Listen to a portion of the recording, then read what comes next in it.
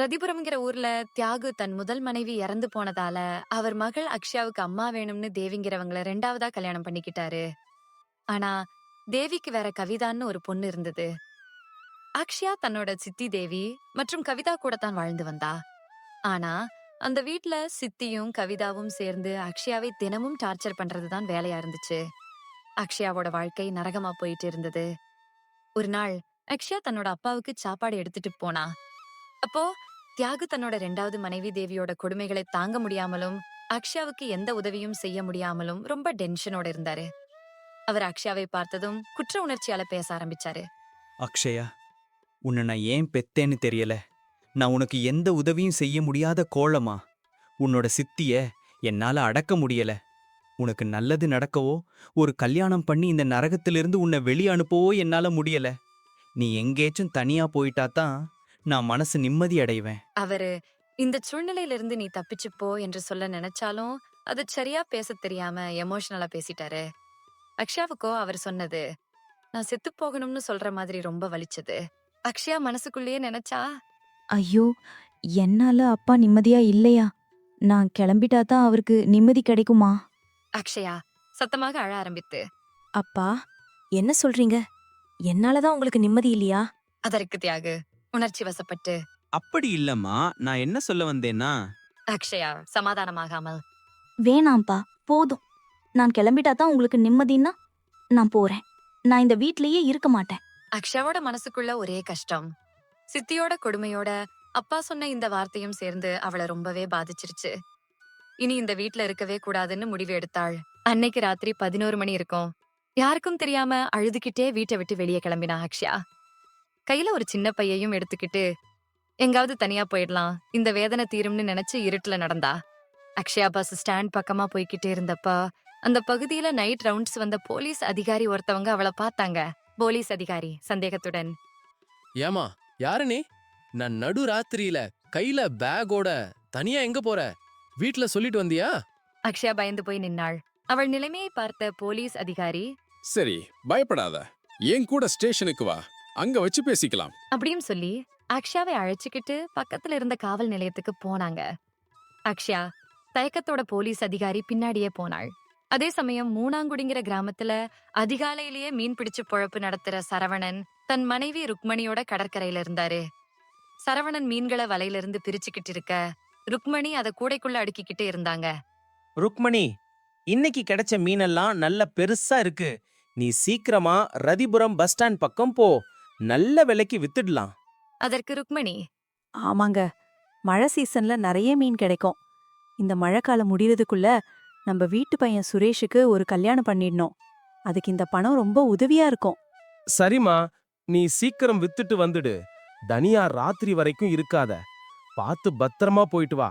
சரவணன் கிட்ட விடைபெற்ற ருக்மணி மீன் கூடையை தலையில் சுமந்தபடி ரதிபுரத்து பஸ் ஸ்டாண்ட் அருகில் மீன்களை விற்க போனாங்க. மாலையில வியாபாரத்தை முடிச்சிட்டு ருக்மணி கையில பணத்தோட பஸ் ஸ்டாண்டு பக்கத்துல நடந்து வந்தாங்க. அப்போ எதிர்பாராத விதமா ஒரு பிக் பாக்கெட் பையன் வந்து ருக்மணியோட சம்பாதிச்ச பணத்தை பறிச்சிட்டு ஓடிட்டான். ஷாக்கான ருக்மணி, ஐயோ என் குடும்பம் கஷ்டப்படுமே அப்படின்னு பயந்து உடனே பக்கத்துல இருந்த காவல் நிலையத்துக்கு கம்ப்ளைண்ட் கொடுக்க போனாங்க. ருக்மணி கம்ப்ளைண்ட் கொடுத்துட்டு காவல் நிலையத்துல அழுதுகிட்டே உட்கார்ந்திருந்தாங்க. அப்போ ருக்மணி பக்கத்துல விரக்தியோட வந்து உட்கார்ந்த அக்ஷயா. ருக்மணிக்கு அக்ஷயாவை பார்த்ததும் ஷாக். அவங்களுக்கு ஏற்கனவே அக்ஷயாவை தெரியும். ஏன்னா அவங்க வீட்டுக்கு நிறைய தடவை மீன் விற்க போயிருக்காங்க. ருக்மணி அக்ஷயாவிடம் திரும்பி பார்த்து அதிர்ச்சியுடன், அக்ஷயா, நீ எதுக்கு இங்க வந்த? அதுவும் வயசு பொண்ணு இந்த நேரத்துல கையில பேக்கோட தனியா எங்க வந்த? அக்ஷயா அழுகை அடக்கிக்கிட்டு ருக்மணியிட தன் சித்தியோட கொடுமைகளையும் அப்பா திட்டினதால வீட்டை விட்டு ஓடி வந்த கதையையும் சொன்னா. ஐயையோ, சின்ன வயசுல உனக்கு இவ்வளவு கஷ்டமா? ரொம்ப பாவமா இருக்கு. உடனே அக்ஷயா, நீங்க எங்கம்மா இங்க? என்னாச்சு? அதற்கு ருக்மணி, அதையேம்மா கேக்குற? நான் இந்த ஊர்ல மீன் வித்து சம்பாதிச்ச பணத்தை ஒரு திருடன் பறிச்சுட்டு போயிட்டான். அந்த பணத்துல தான் எங்க கடன் அடைக்கணும். அதனாலதான் கம்ப்ளைண்ட் கொடுக்க வந்தேன். ருக்மணியோட கஷ்டத்தை பார்த்த அக்ஷயாவுக்கு மனசு கேட்கல. தன்னோட பையில இருந்த கொஞ்சம் பணத்தை எடுத்து ருக்மணியிடம் கொடுத்தா. அம்மா, எனக்கு இந்த பணத்தை வச்சு எந்த யூஸும் இல்ல. உங்க குடும்பத்துக்கு இது உதவியா இருக்குமா? என்ன உங்க பொண்ணா நினைச்சு இந்த பணத்தை வாங்கிக்கோங்க. ருக்மணி கண்கள் கலங்க, அம்மா, உன்னை பார்த்தா தங்கச்சல மாதிரி இருக்கிற. நீயும் என்னோட வீட்டுக்கு வந்துடு. உன் தாயா நான் உன்னை பாத்துக்கிறேன். ருக்மணியின் பாசத்தை பார்த்த அக்ஷயாவுக்கு மனசு மாறி போச்சு. இந்த அம்மாவுக்கு தான் தன்னோட கஷ்டம் புரிஞ்சிருக்குன்னு நினைச்சா. 2 பேரும் காவல் நிலையத்திலிருந்து ஒன்னா வெளியே வந்த முதல் பஸ்ஸ பிடிச்சு மூணாங்குடிக்கு போனாங்க. அங்க தன் புருஷனுக்கும் மகனுக்கும் அக்ஷயாவை அறிமுகப்படுத்தினாங்க. அக்ஷயாவை பார்த்ததும் சுரேஷுக்கு ரொம்ப பிடிச்சிடுச்சு. ருக்மணி அக்ஷயாவை தன்னோட சொந்த பொண்ணு மாதிரியே பாசம் காட்டுனாங்க. அக்ஷயாவும் அவங்க வீட்ல எல்லா வேலையும் செஞ்சா. ருக்மணியின் குடும்பமும் அக்ஷயாவை அன்பா ஏத்துக்கிட்டாங்க. கொஞ்ச நாள்லயே அக்ஷயாவுக்கும் ருக்மணியோட மகன் சுரேஷுக்கும் கல்யாணம் நடந்துச்சு. அக்ஷயாவுக்கு தாய் பாசம் மட்டுமில்ல, ஒரு அழகான வாழ்க்கையும் கிடைச்சது. 1 வருஷத்திலேயே அவங்களுக்கு ஒரு பொண்ணு பிறந்தா. சுரேஷ் அந்த குழந்தைய பாசமா கொஞ்சினான்.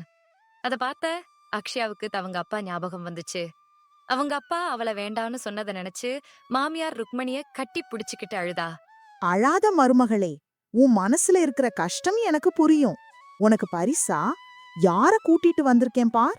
அக்ஷயா கண்ணை தொடச்சுக்கிட்டு பார்த்தா. அங்க நின்னது அவங்க அப்பா தியாகு. அவருக்கு நடந்ததையெல்லாம் ருக்மணி சொல்லி கூட்டிட்டு வந்திருக்காங்க. மன்னிச்சிடுமா அக்ஷயா, நான் அன்னைக்கு அப்படி பேசியிருக்க கூடாது. நான் அந்த அர்த்தத்துல சொல்லலம்மா. அதுக்கப்புறம் நான் உன்னை எல்லா இடத்துலயும் தேடினேன், ஆனா கண்டுபிடிக்க முடியல. நீதான் எப்பவுமே என் செல்ல பொண்ணுமா அப்படின்னு மனசு உருகி மன்னிப்பு கேட்டாரு. அக்ஷயா அப்பாவை கட்டியணைத்து, எனக்கு இப்போதான் சந்தோஷம்ப்பா. எல்லாரும் சிரிச்சுக்கிட்டே அந்த பாசமான சந்திப்பை பார்த்தாங்க. தியாகு தன் பேட்டிய கொஞ்சி விளையாடினாரு. கொஞ்சம் வருஷம் அப்படியே போச்சு. ஒரு நாள் மழை நல்லா பேஞ்சுகிட்டு இருந்தது. அது மழை காலம். அக்ஷயா தன்னோட மாமியார் ருக்மணியிடம் ஒரு ஐடியாவை சொன்னா. அத்தை, நீங்க மீன்களை வித்து ரொம்ப கஷ்டப்படுறீங்க. நான் நல்ல மீன் குழம்பு வைப்பேன்ல, நாம ஏன் மீன் குழம்பு கடை ஆரம்பிக்க கூடாது? கூடவே இட்லியும் கொடுத்தா நல்லா வியாபாரம் நடக்கும். அக்ஷயாவோட ஐடியா எல்லாருக்கும் பிடிச்சிருந்துச்சு. ரொம்ப நல்ல ஐடியா அக்ஷயா. எங்க ஆரம்பிக்கலாம்? அம்மா, நான் சொல்றேன். நம்ம ஊரு ஐடி ஆபீஸ் பக்கத்துல ஏகப்பட்ட கூட்டம். அங்க ஒரு கடை திறக்கலாம். அக்ஷயாவும் ருக்மணியும் சேர்ந்து ஐடி ஆபீஸ் முன்னாடி கடைய திறந்தாங்க. கடைக்கு அக்ஷயா இட்லி மீன் குழம்பு அப்படின்னு பேர் வச்சாங்க. நைட் ஷிஃப்ட் வேலை செய்யறவங்களால கடைப்பட்டைய கிளப்புச்சு. இத பார்த்த எதிரில இருந்த பெரிய ஹோட்டல் முதலாளி ரகுவுக்கு வியாபாரம் படுத்துச்சு. எப்படியாவது அக்ஷயாவோட கடைய மூடணும்னு நினைச்சாரு. ஒரு நாள் அக்ஷயா கடையில தனியா இருந்தப்ப ரகு அனுப்புன ஆள் வந்தாள். அம்மா, உங்க பொண்ணு விளையாடும் போது கீழே விழுந்து அடிபட்டுடுச்சு, ரத்தம் வருது, சீக்கிரம் போய் பாருங்க. அக்ஷயா பதறி போய், ஐயோ, என் குழந்தைக்கா? நான் இப்போவே போறேன். கடையை அப்படியே விட்டுட்டு ஓடினாள். அங்கே பார்த்தால் பொண்ணு நல்லா விளையாடிட்டு இருந்தா. அக்ஷயா தனக்குள்ளேயே குழப்பத்துடன், என்னடா இது? இங்க என் பொண்ணு நல்லா இருக்காளே, அப்போ அந்த பொண்ணு பொய் சொன்னாளா? எதுக்கு? தன் குழந்தைய அழைச்சுக்கிட்டு கடைக்கு வந்தா. அங்க தகவல் சொன்ன பொண்ணு இல்ல. குழப்பத்தோடையே கஸ்டமர்களுக்கு இட்லி மீன் குழம்பை பரிமாறினா. குழம்பை சாப்பிட்ட கஸ்டமர்கள் மயங்கி விழுந்து வாந்தி எடுக்க ஆரம்பிச்சு ஆஸ்பத்திரியில சேர்க்கப்பட்டாங்க. டாக்டர் நியூஸ் சேனலில், இவங்களுக்கு கெட்டுப்போன மீன் கலந்ததால ஃபுட் பாய்சன் ஆகியிருக்கு. செய்தி எல்லா சேனல்களிலும் போட்டாங்க. உணவு பாதுகாப்பு துறையினர் அக்ஷயாவோட கடைக்கு வந்தாங்க. எல்லாமே ஃப்ரெஷ்ஷாக இருக்கு, எதுவும் கெட்டு போகலையே, ஆச்சரியமா இருக்கே. அப்போ ரகுவோட பொண்ணு அக்ஷயாவோட பொண்ணுக்கு ஃப்ரெண்டா இருந்தவ தைரியமா கடைக்கு வந்தாள். ஆண்டி, என் அப்பா தான் இதெல்லாம் செஞ்சாரு. அவரு தான் கெட்டுப்போன மீனை உங்க குழம்புல கலந்தாரு, நான் பார்த்தேன். ரகு தலை குனிந்து நின்னான். இந்த தகவலை கேட்டதும் போலீஸ் வந்து ரகுவை கைது செஞ்சாங்க. போலீஸ் அதிகாரி ரகுவிடம், பொறாமையில இந்த மாதிரி மோசமான வேலை செஞ்சதுக்கு நீங்க ஜெயிலுக்கு போகத்தான் வேணும். உண்மை தெரிஞ்சதும் அக்ஷயாவோட கடை மறுபடியும் நல்லா நடக்க ஆரம்பிச்சது. ரகு ஜெயிலுக்கு போனதால, அவருடைய மனைவி ஏற்கனவே இறந்துட்டதால அவருடைய குழந்தை ஆதரவில்லாம போச்சு. அக்ஷயா பாவம் அந்த குழந்தை. அவங்க அப்பா செஞ்ச தப்புக்காக அவளை தண்டிக்க கூடாது. நாமளே அந்த குழந்தைய நம்ம வீட்டு பொண்ணா பாத்துக்கலாம். கண்டிப்பா அத்தை, நாம பாத்துக்குவோம். அக்ஷயாவும் ருக்மணியும் சேர்ந்து அந்த குழந்தையையும் அவங்க பொண்ணு மாதிரியே பாத்துக்கிட்டாங்க. கடைசி வரைக்கும் தாயும் மகளுமா அன்பாகவும் சந்தோஷமாவும் வாழ்ந்தாங்க. உங்களுக்கு இந்த வீடியோ பிடிச்சிருந்தா லைக், ஷேர் மற்றும் சப்ஸ்கிரைப் பண்ணுங்க. நன்றி.